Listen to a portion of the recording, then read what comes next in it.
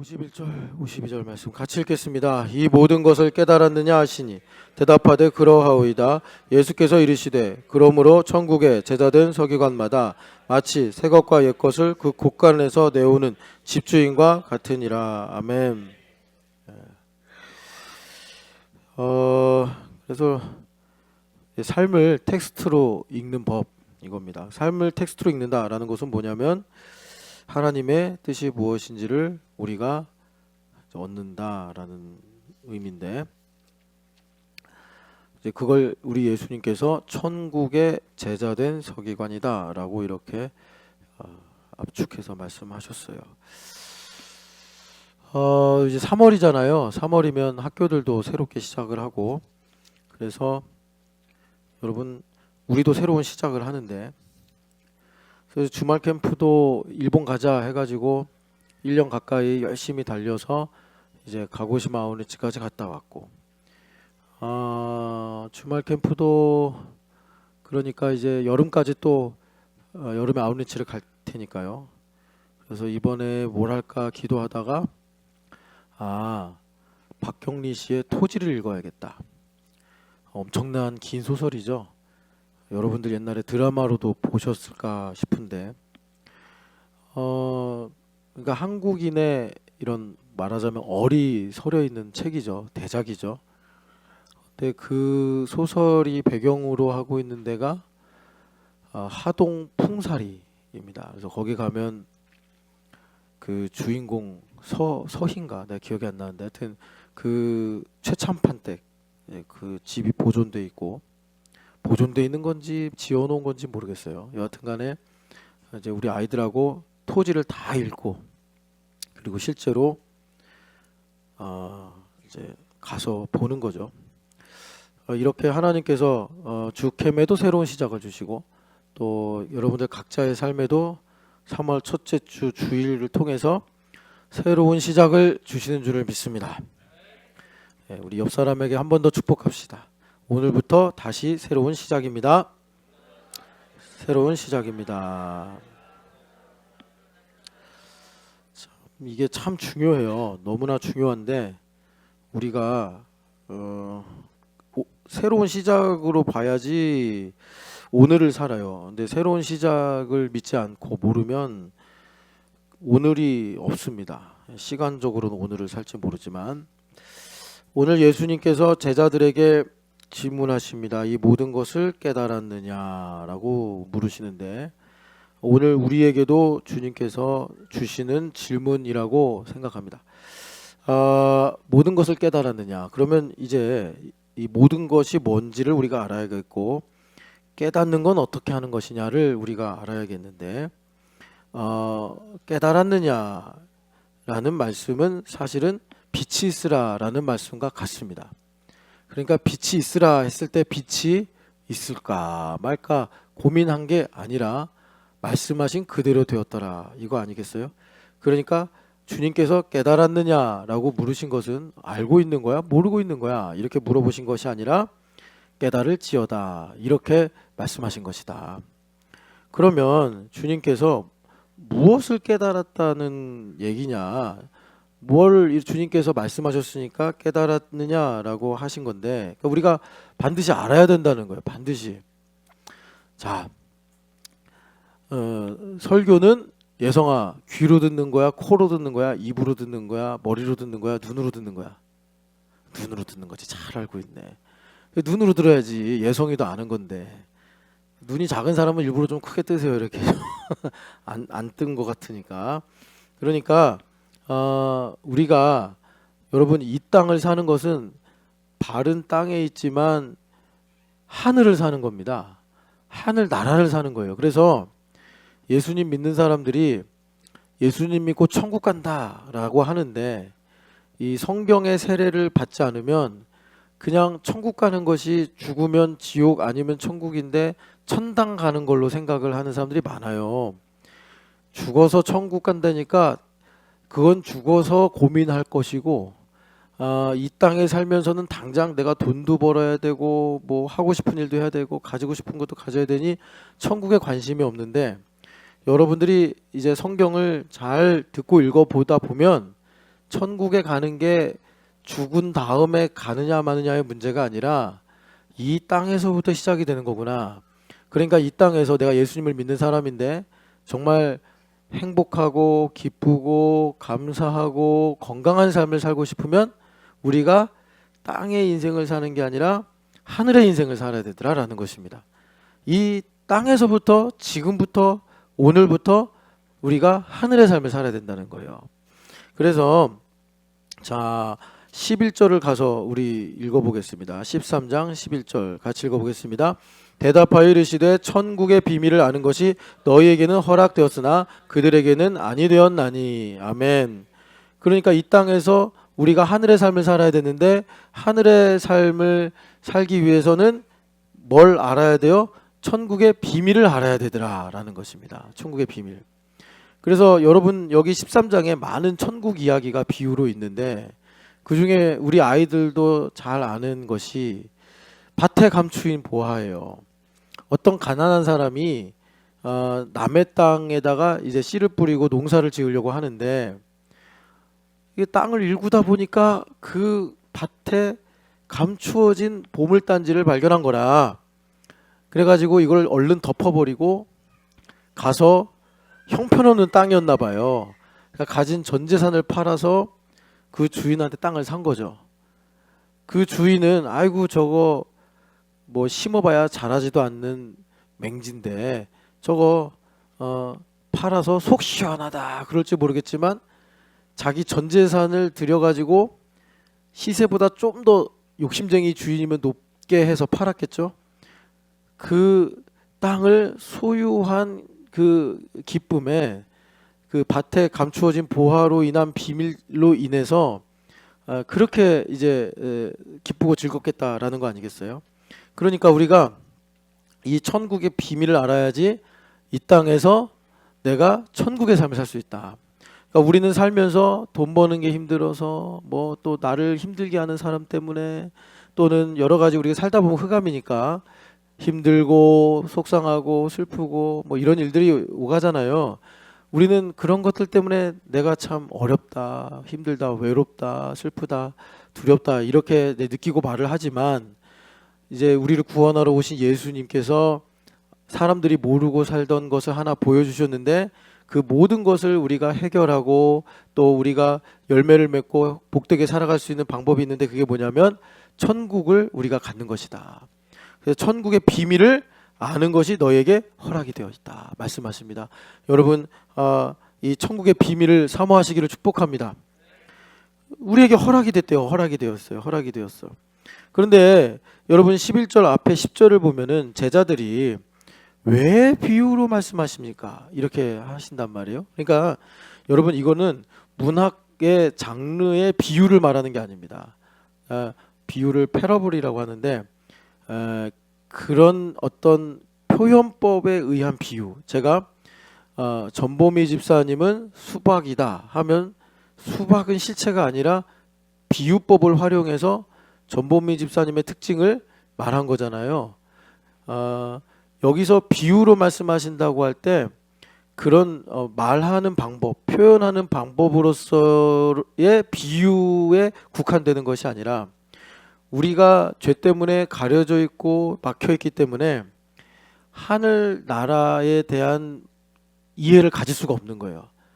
그러니까 하나님께서 예수님께 기름 부으시고 예수님께서 우리에게 말씀하시는데 그 말씀이 비유이든 아니면 뭐 성경을 해석하는 것이든 아니면 선포하는 내용이든 간에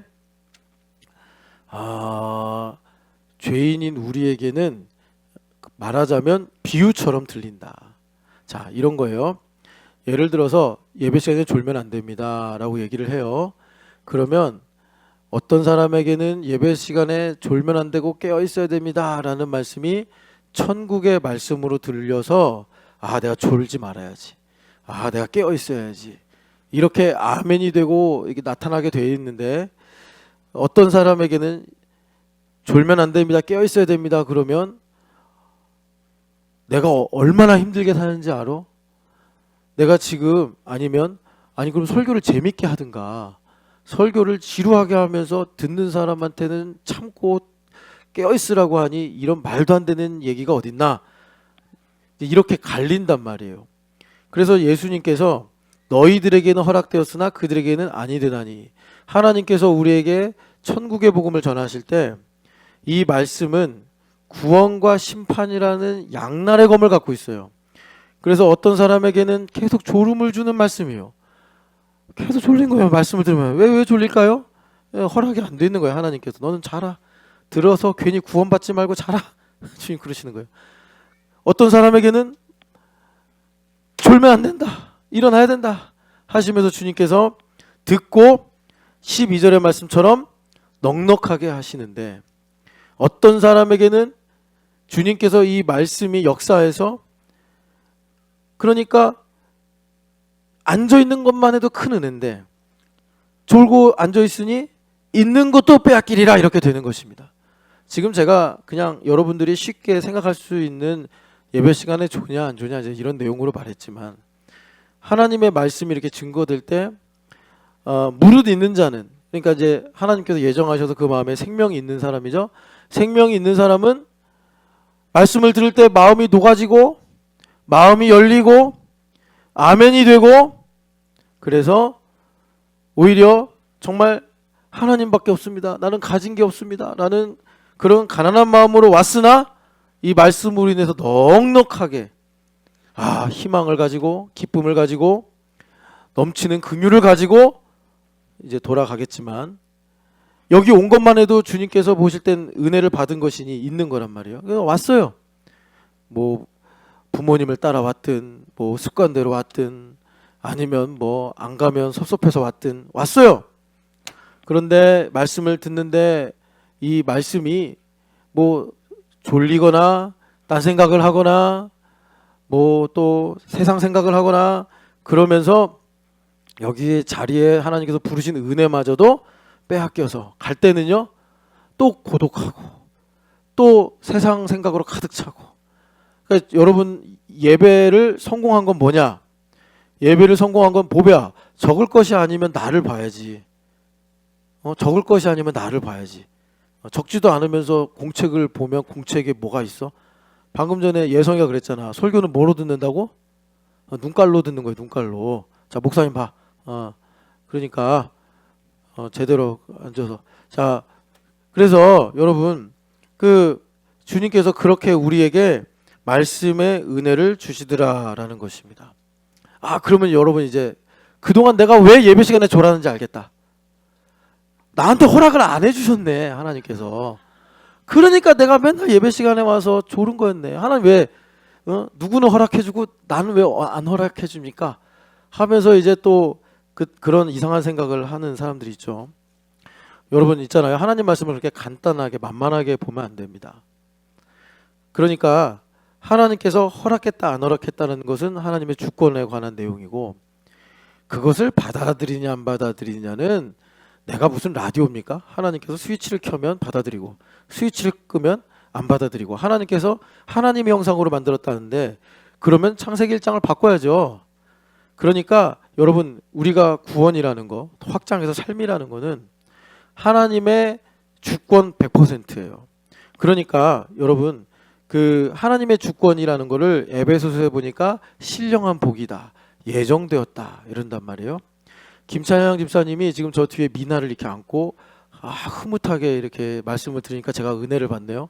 근데 김찬양 집사님이 미나를 내가 낳았다, 내 것이다 생각해서 키우는 것과, 하나님께서 나 같은 죄인을 긍휼히 여기셔서 미나를 통해 가르치시려고 예정하시어 나를 아빠가 되게 하셨다라고 하는 거하고, 어떤 전자와 후자 누가 무엇이 더 퍼포먼스가 탁월하게 나오냐, 여러분 괜히 실험해보고 알려고 하지 마시고 당연히 후자입니다. 우리가 이성으로 생각하면 하나님의 주권을 믿고 산다 그러면 마치 내 자유의지가 깎이고 줄어드는 것처럼 여길지 모르나, 하나님 아버지께서 나를 예정하셨구나 라는 주권을 우리가 믿음으로 받아들이면 우리는 더 용기 있게, 더 지혜롭게, 더 능력 있게 우리가 우리 인생을 살아가게 됩니다. 그래서 이거를 신령한 복이다 이렇게 말씀하는 거예요. 그래서 여러분 오늘 이제 말씀의 결론부가 다 그런 내용인데, 그러니까 여러분들 삶에 여러 가지 일이 있고 여러 가지 자리가 있잖아요. 이 모든 것이 하나님의 은혜로 된 거구나, 하나님의 은혜로 됐다는 건 잘 됐구나라기보다 하나님께서 예정하셔서 내가 지금 이렇게 살고 있구나라는 것을 듣고 깨달을 때 하나님께서 내게 주시는 은혜와 능력과 지혜와 여러 가지 능력으로 내 삶에서 탁월하게 퍼포먼스가 나오게 된다는 거예요. 찬양 집사님이 지금 무슨 회사지 거기가? 세아에 가는데, 세아에 간 것이 내가 뭐 연봉 협상을 하고 면접을 보고 시험을 봐서 간 거다라고 생각하면 예상하지 못하게 야근이 길어지면 힘들고, 또 동료들하고 사이에 문제가 생기면 힘들고, 어디 가서 또 뭐 더 좋은 조건이 있다 그러면 마음이 흔들리고, 뭐 이렇게 하면서 그냥 하루하루가 뭐라 그럴까, 관두지 못해 다니는 직장처럼 살지 모르나, 이제 교회에서 신령한 복을 받아서 하나님께서 자기의 기쁘신 뜻을 위하여 나를 예정하시어 세아로 보내셨구나 라는 것을 믿고 다니면 이제 거기서 하나님의 탁월한 그런 이제 거룩의 열매들을 맺게 된다라는 것입니다. 그래서 인생이 교회에서부터 시작이 되는 거예요. 그거를 가르쳐주고 깨닫게 하고, 그러니까 그것이 하나님의 예정하신 은혜, 하나님의 주권을 깨닫게 하는 것, 이것이 교회에서만 되거든요. 그거를 나에게 주실 수 있는 분은 예수 그리스도뿐이요, 예수님께서 교회 머리가 되셔서 우리가 교회 안에서 뭐 이렇게 성찬식도 하고 예배도 하고 봉사도 하고 사람들과 만나서 커피도 마시고 대화도 나누는 이런 모든 것을 하나님께서 정말 예수님의 몸처럼 보혈처럼 귀하게 여기셔서 우리에게 말하자면 신령한 복을 주셔서 우리 인생을 텍스트로 읽게 하시더라라는 것입니다. 그러면 자 봐봐요. 비밀을 아는 것이 너희에게 허락이 되어 있다. 그렇게 말씀하세요. 제자들에게 하시는 말씀인데, 그러면 자 비밀을 아는 우리 입장에서의 반응이 있겠지 않습니까? 우리 하나님께서 예정하셨다라는 건 시간의 감각으로는 우리가 다 할 수가 없어요. 그러니까 우리가 시간의 차원에서 내가 무슨 열쇠가 있는데 이걸 김진춘 목사님에게는 주고 본무희 집사님한테는 안 줘요. 그러면 이거는 이미 결정된 거 아닙니까? 하나님의 주권은 그런 게 아니에요. 시간 밖에서 하시는 것이기 때문에 김진춘 목사님이 가졌다가 잃어버릴 수도 있는 거고, 보미 집사님이 없다가도 가질 수 있어요. 이건 시간 밖에서 일어난 일이라고. 그러니까 여러분 여기까지는 우리가 그러니까 하나님의 주권과 우리의 자유의지를 생각하면서 이제 그나마 조금 이해할 수 있는 그런 부분인데, 그러니까 여러분 하나님의 주권을 강조하면 강조할수록 뭐가 강조된다는 거예요? 우리의 자유의지가 엄청나게 극대화된다는 것입니다. 그래서 이 비밀을 아는 열쇠가 뭐냐 말하자면, 이거 제자들한테 하시는 말씀인데 우리 마음의 중심입니다. 그러니까 하나님의 택하심은 내가 하나님께 나아가면 은혜를 주시는구나 라는 믿음을 우리가 붙잡기 위해서 하나님께서 주시는 말씀이요, 그리고 이 비밀을 아는 것이 너에게 허락이 되어 있다라고 할 때 이 비밀을 알 수 있도록 우리에게 길을 열어주는 열쇠가 뭐냐면, 예수님께서 나를 따라오너라 했을 때 모든 걸 버리고 따랐던 그들의 마음의 중심이더라는 거예요. 우리가 지난 철야 때 기도를 하는데, 여러분 요즘에 영화들 보면 이제 타임슬립이라는 걸 주제로 한 영화들이 있어요. 그러니까 무슨 말이냐면 이 말씀은 영원하잖아요. 영원한 것이 우리의 시간 속에 들어와서 어떻게 역사하는가를 이해할 때 그런 이제 타임슬립을 생각하면 좀 쉬운데, 그러니까 우리는 살면서 금요일마다 겟세마네 동산을 가는 거예요. 복음서에서는 예수님께서 3년 6개월 동안 이 뭡니까? 그 공생애를 하셨지 않습니까? 예수님께서 공생애를 3년 6개월 동안 하실 때 겟세마네 동산에서 뭐 이제 감람산에 가서는 계속 이제 여러 번 기도하셨다고 습관이라고 나와 있지만, 예수님께서 철야 때 이제 제자들 불러가지고 기도하자 한 거는 딱 한 번이잖아요. 복음서에는 한 번인데 내가 이제 하나님의 말씀을 믿고 살아갈 땐 그러니까 그 일이 일주일에 교회를 세우셔서 한 주간에 한 번씩 반복이 되는 거예요. 한 번씩. 그런 것처럼 예수님께서 나를 따라오너라 라는 것은 성경에 뭐 세리인 마테나 아니면 야고보 요한 아니면 뭐 베드로 안드레 이런 분들 보면은 이제 주님께서 콜링할 때 따라가 가지고 나중에 택하심을 받잖아요. 그런 일이 딱 한 번 있단 말이에요, 복음서에.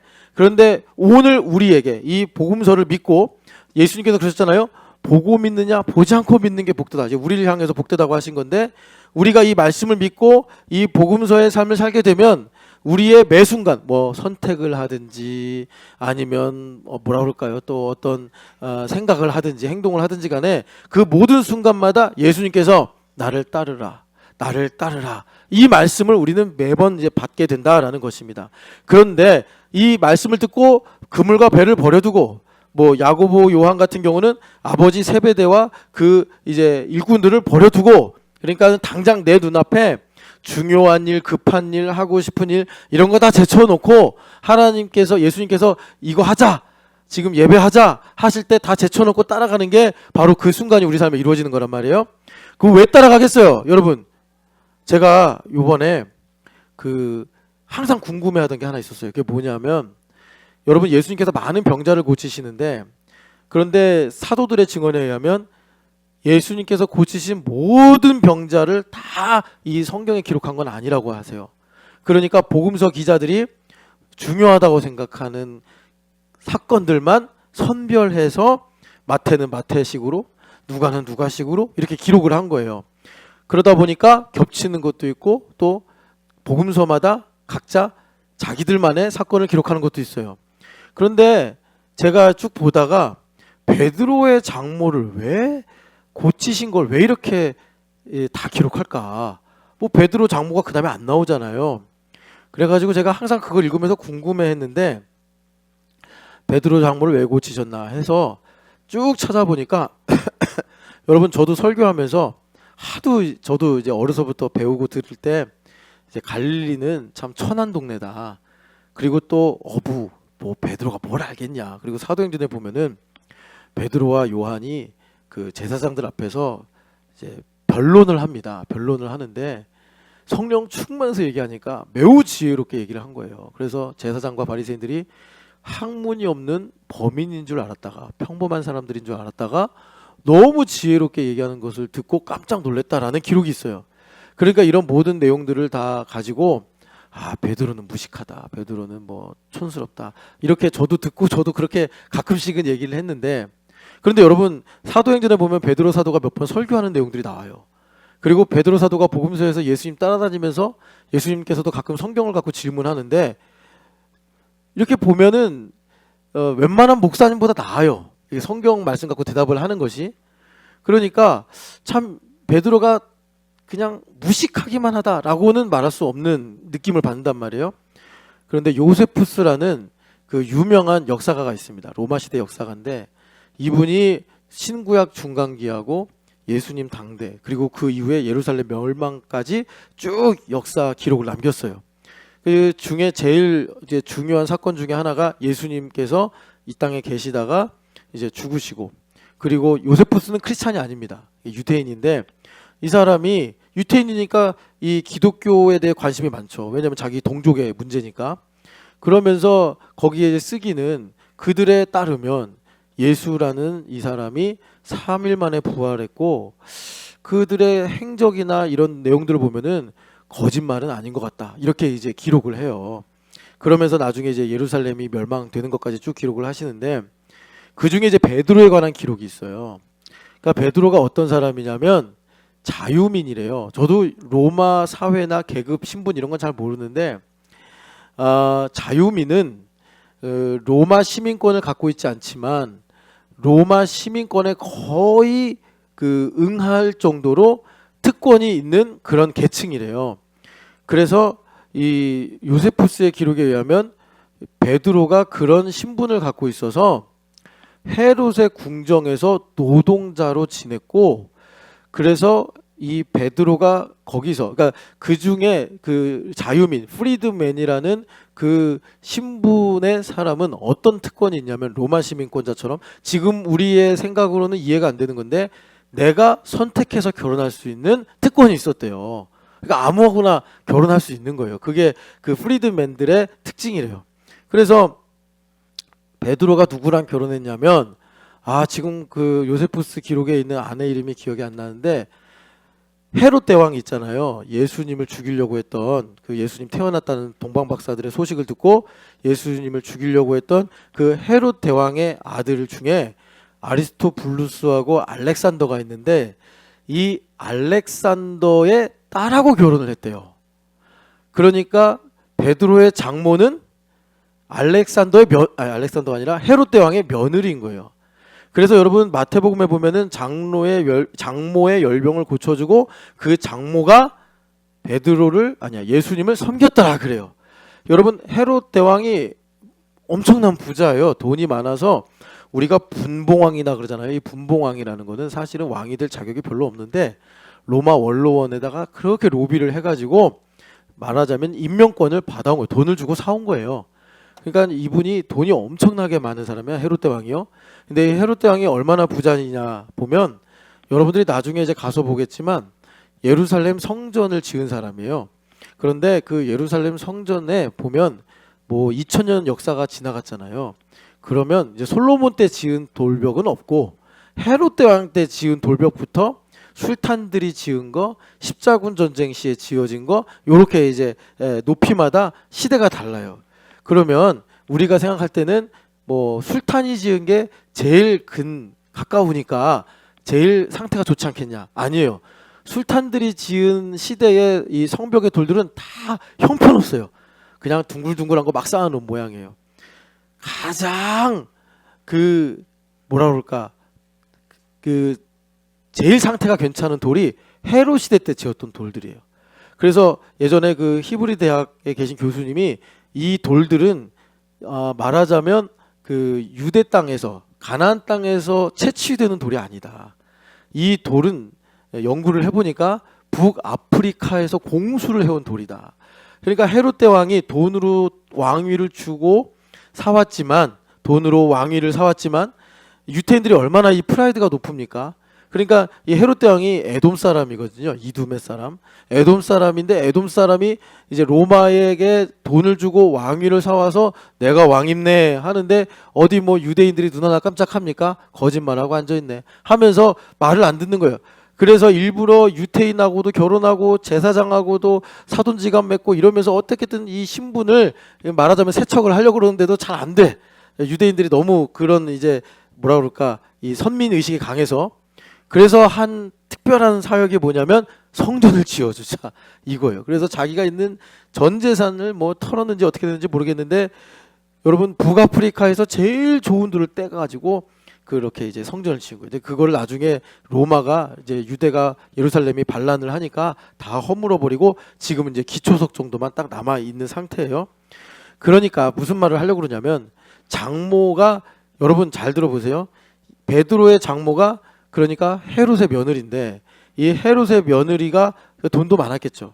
그런데 알고 보면 무슨 일이냐면 예수님의 사촌이 세례 요한이에요. 여러분 누가복음이나 마태복음 읽어보면 예수님께서 공생애를 하시기 전에 무슨 일이 생겼냐 봤더니 세례 요한 스님이 열심히 설교를 하시다가 구금이 됐어요. 감옥에 갔다고. 그러니까 자기 사촌을 감옥에 넣은 나쁜 왕. 예수님도 헤롯을 가지고 뭐라고 그러셨냐면은 저 여우 이렇게 말씀하셨단 말이에요. 그러니까 예수님께서 인간적으로 생각하면 베드로가 아무리 자기를 따르고 훌륭한 제자가 될 싹이 보인다 하더라도 그 어머니 그러니까 장모와 그 아내를 생각하면은 그 저 더러운 헤롯 집안의 딸들 이렇게 생각할 수가 있는데 예수님은 그런 모든 인간의 이해를 다 제거하시고 베드로가 그러니까 거기 이제 기록에 보면 베드로가 아내를 그렇게 사랑했대요. 그래가지고 예수님 아마도 초청했겠죠. 제 장모님이 너무나 아픕니다. 그래서 장모를 고쳐줬더니 여러분 그 장모가 예수님을 그 뒤로부터 쫓아다니면서 섬겼더라. 이렇게 이제 말씀이 나옵니다. 그런데 지금은 이제 이런 모든 배경을 우리가 알 수가 없으니까 아니 베드로 장모를 왜 이렇게 고쳐줘 이렇게 하고 이 기록이 뭐가 대단하다고 이렇게 주목하게 하는 거야 하고 넘어갈지 모르지만 1세기 때 사람들은 베드로 하면 베드로의 부인도 알고 있고 베드로의 부인 헤롯 대왕의 며느리 이렇게도 알고 있으니까 이 기록이 그냥 넘어갈 수 없는 기록이죠. 그리고 이제 이런 내용들을 가지고 베드로 전서를 보면은 왜 베드로가 이런 말을 하는가 이제 우리가 좀 더 깊이 있게 이해를 할 수 있게 되더라라는 것입니다. 제가 무슨 말씀을 드리려고 하는 거냐면 여기 보면 천국의 비밀을 아는 것이 너희에게는 허락되었으나, 그러니까 이 비밀을 우리가 알 수 있게 되는 열쇠가 뭐냐? 바로 예수님께서 너가 나를, 그러니까 follow me, 나를 따르라 하실 때 주님께 이 마음을 드리는 그 중심이 비밀을 아는 열쇠더라라는 것입니다. 그래서 그 마음을 예수님께서 복이라고 말씀하시면서 이제 마태복음 5장 3절부터 10절까지 이 팔복으로 우리에게 말씀하신 거예요. 그러니까 여러분 봐봐요. 마음이 가난한 게 왜 복입니까? 애통하는 게 왜 복입니까? 우리가 의에 줄이고 목마른 게 왜 복입니까? 왜 복이냐면 예수님께서 나를 따르라라고 말씀하실 때 우리가 가난하고 의에 줄이고 목마르고 애통한 그 일 때문에 내가 계획했던 일들, 하고 싶은 일들 다 차치하고 일단 주님을 따르자라는 이 마음의 중심을 가질 수 있기 때문에 주님께서 그게 복되다 이렇게 말씀하신 거예요. 그래서 주님께서 우리에게 지금 너희가 이 모든 것을 깨달았느냐, 그 모든 것이 무엇인가 봤더니 천국의 비밀을 아는 것. 그러니까 천국의 비밀을 알면 어떤 일이 생기냐면 내 마음에 천국이 이루어진단 말이에요. 내 마음에 천국이 이루어진다. 이건 뭐냐면 내 마음에 하나님의 통치가 임한다. 여러분, 저 잠언에 보니까 우리가 무릇 잘 살려면 마음을 지키래요. 마음을 어떻게 지킬 건데? 뭐 마음이 보여야지 뭐 지킬 방법을 찾든지, 마음이 뭐 손에 잡혀야지 뭐 내가 뭐 울타리를 세우든지 뭐 망대를 세우든지 뭐 경비를 서게 해가지고 마음을 지킬 텐데 마음이 안 보여요. 그리고 내가 왜 이런지 몰라. 몰라요 왜 이런지. 그러니까 참 이 마음을 지킬 방법이 없는데 마음을 어떻게 지키느냐 봤더니 이 마음을 지키는 데서 우리 인생의 문제에 답이 오고 길이 나타나고 이 마음의 문제에서 말하자면 변화가 일어나는 근원이 있게 되는 것인데 마음이 바뀌어야 된다. 마음을 지켜야 된단 말이에요. 마음을 무슨 수로 지키느냐? 딱 한 개밖에 없어요. 마음을 지키는 방법은 하나님께서 내 마음의 중심에 좌정하시는 거예요. 그래서 주님께서 내 마음을 다스리시는 천국이 되는 게 우리 마음을 지키는 방법입니다. 그런데 우리가 그러려면 어떻게 되겠어요?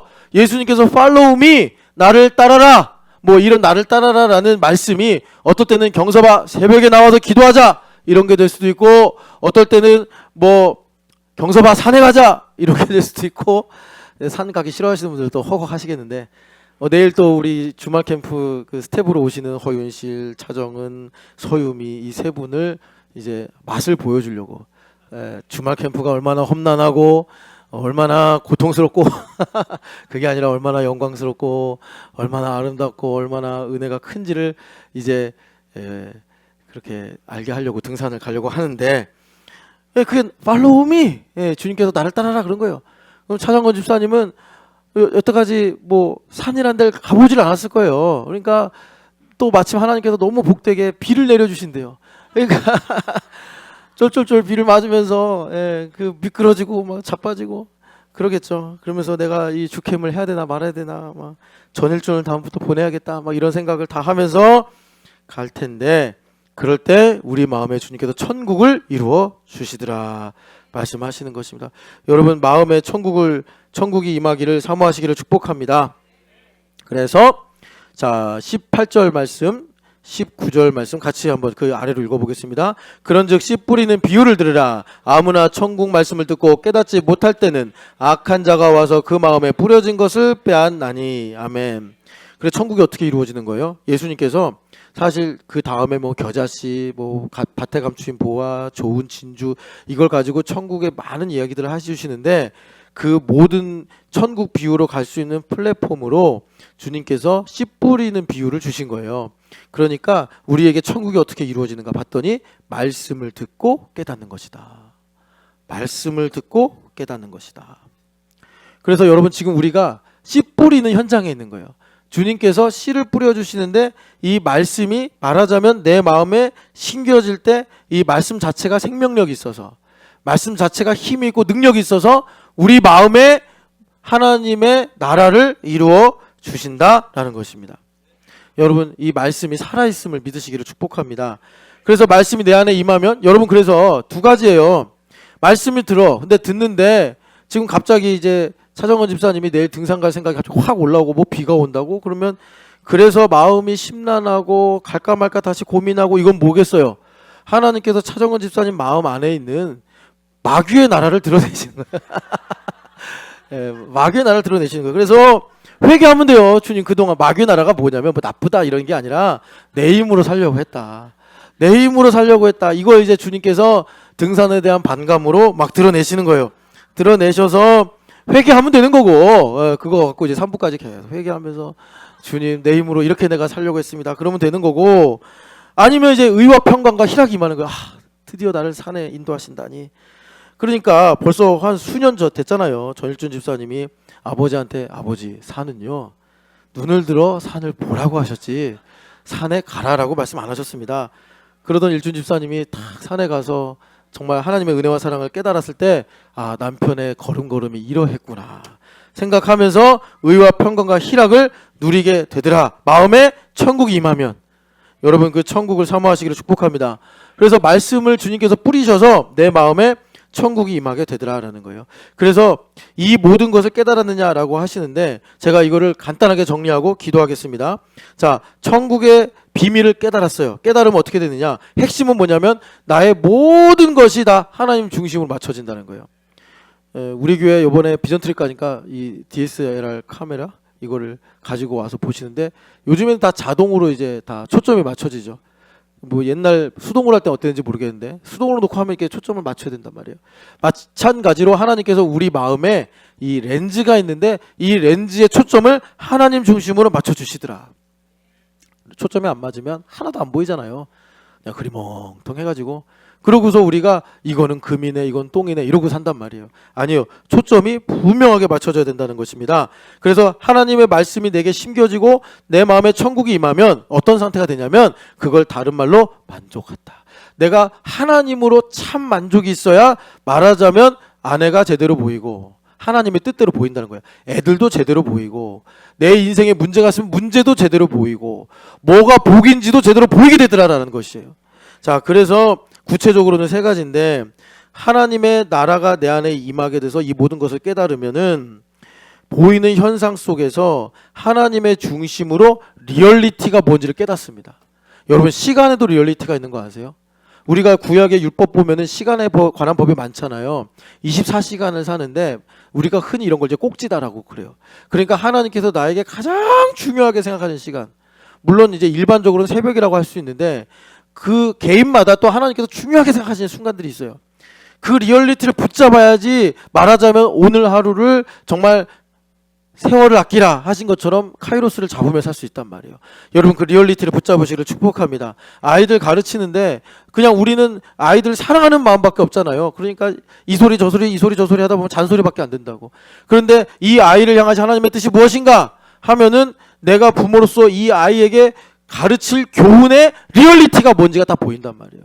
여러분 그렇게 리얼리티를 붙잡으시기를 축복합니다. 그리고 두 번째는 뭐냐면 우리가 사람의 방법이 아니라 지금 제가 여기 13장에 있는 모든 천국의 비유를 이제 요약을 해서 정리해 드리는 거예요. 사람의 방법이 아니라 철저하게 하나님의 방법으로 삽니다.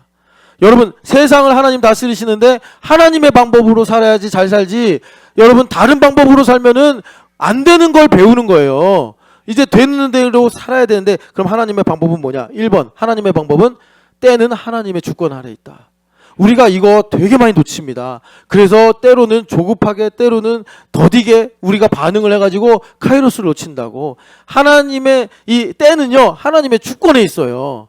그래서 보통 우리 하나님께서 두 가지 때를 가르치시는데 하나는 기다리게 하시는 것과 하나는 호련이에요. 그래서 우리가 천국의 비유로 이 말씀이 내 안에 천국으로 이루어지게 되면 하나님의 때를 우리가 알게 된다. 그리고 두 번째는 하나님은요 여러분 이사야서에도 말씀하시지만 내 생각은 너희 생각보다 높다. 여러분들이 이제 하나님의 뜻을 알았어. 아 그러면 하나님께서 우리는 자동으로 하나님께서 나를 그러면 이렇게 성공을 주시겠구나 라고 깨달으면 바로 우리 머릿속에는 방법이 막 착착착착 생겨요. 매트릭스처럼 탁탁탁탁탁. 그런데 하나님은 절대로 거기서 하나도 사용 안 해요. 그러니까 여러분들이 하나님의 뜻이 나에게 하나님의 방법으로 이루어질 때 두 가지 하나님이 원하시는 때에 하나님의 방법으로 이루어진다. 그래서 항상 우리는 하나님의 방법을 따라 살기 위해서 뭘 해야 돼요? 이것이 복음의 은혜인데 자기를 부인하고 살아야 되더라. 자기를 부인하고 살아야 되더라. 마지막으로 이 천국의 비유가 우리 가운데 이루어지면 이제 하나님께서 주시는 말씀이 구원이요 심판 동시에 이루어지는 양날의 검이구나. 그래서 여러분 주님의 말씀을 들을 때 여러분들의 마음을 여시고 이 천국이 내 마음에 이루어지기를 간절히 원하시는 그 믿음을 고백하시기를 축복합니다. 우리 같이 기도하겠습니다. 하나님 아버지, 우리에게 천국의 비밀을 알 수 있는 열쇠인